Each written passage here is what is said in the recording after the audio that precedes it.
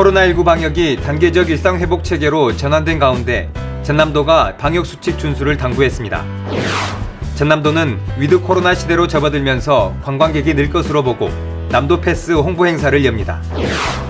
2021 전남국제수묵비엔날레가 온 오프라인 관람객 41만 명을 기록하며 2달 동안의 행사를 마무리했습니다.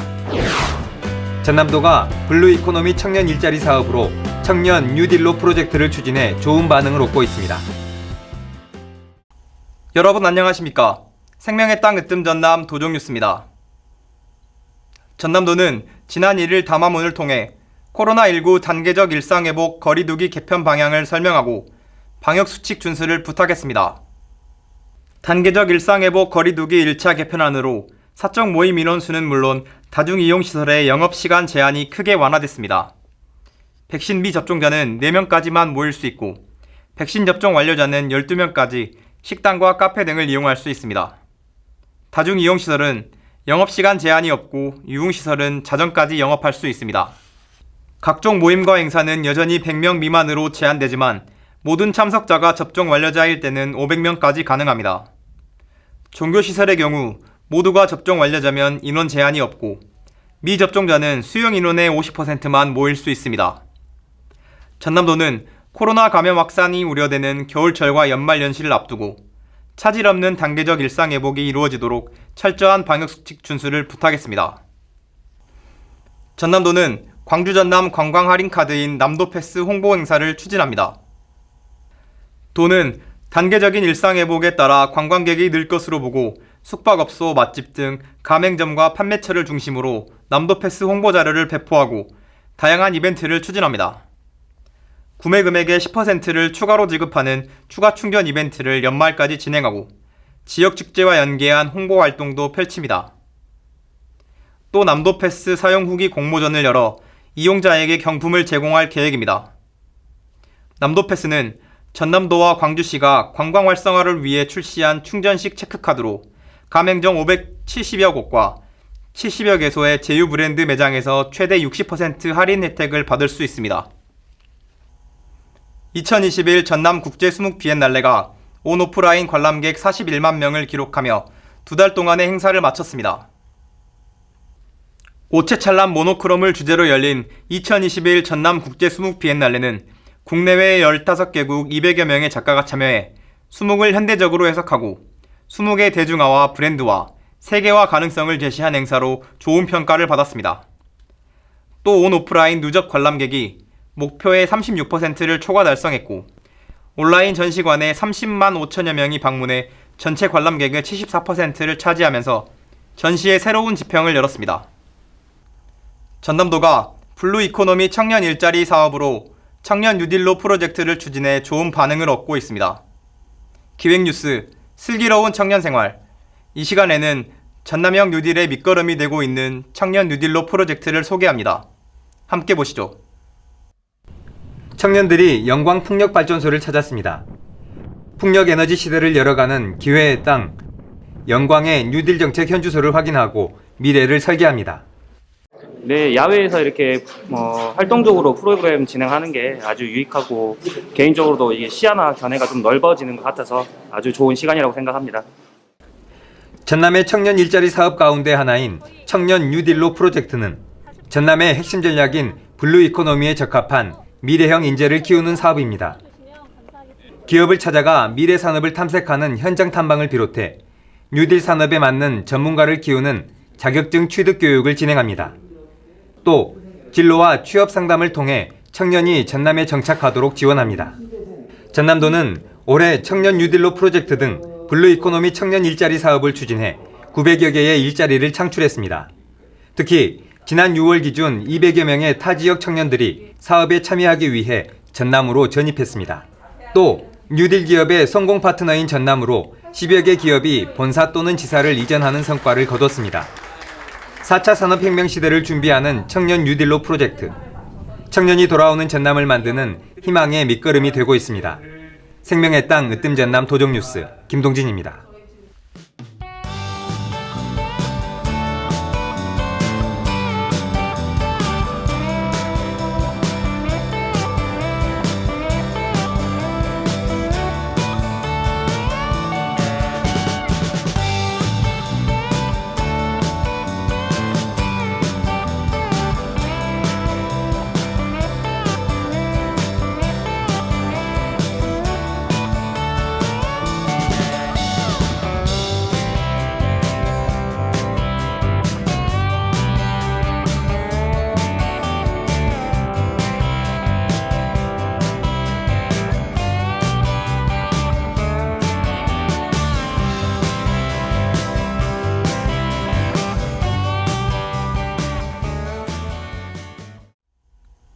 계속해서 간추린 소식입니다. 전남도는 지난 1일 장성군청에서 도민과 대화의 시간을 가졌습니다. 이 자리에서 장성 지역 주민들은 상무대 이전, 사방사업 지원, 아열대 작물 실증센터 구축 등을 건의했습니다. 전남도는 도민의 의견을 도정에 적극적으로 반영해 나가겠다고 강조했습니다. 또 장성을 물류유통 거점으로 성장시키고 의료산업 인프라 구축, 국지도 49호선 확포장 공사 등 SOC 확충, 황룡강 지방 정원 조성, 로컬푸드 가공센터 건립 지원 등을 약속했습니다. 2021 화순 국제 백신 포럼이 4일과 5일 백신 산업특구 전남 화순에서 열렸습니다. 이번 포럼은 의료계와 학계, 기업계, 정부 관계자 등 500여 명이 온 오프라인으로 참석한 가운데 코로나19 팬데믹 시대 한국 백신의 위상을 주제로 진행했습니다.